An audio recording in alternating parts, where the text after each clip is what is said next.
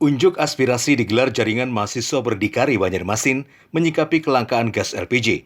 Dengan berjalan kaki, 8 mahasiswa mendatangi kantor Pertamina cabang Banjarmasin Rabu pagi.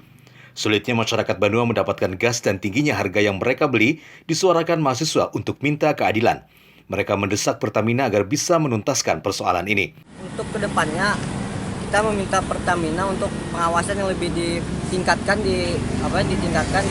lah bahasanya kan, agar tidak terjadinya kelangkaan lagi.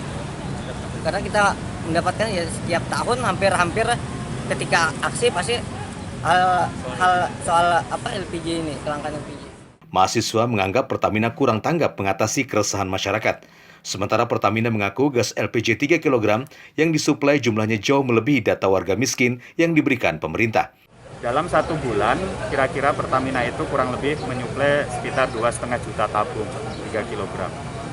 Nah, berdasarkan data kakak miskin, itu sebenarnya suplainya sudah jauh lebih di atas daripada kebutuhan kakak miskin. Tidak itu saja, Pertamina juga sudah bertindak tegas. Selama tahun 2020, sebanyak 32 pangkalan gas LPG nakal sudah dicabut izin operasionalnya. Dari Banjarmasin, Satya Naka, Kalsel 1net.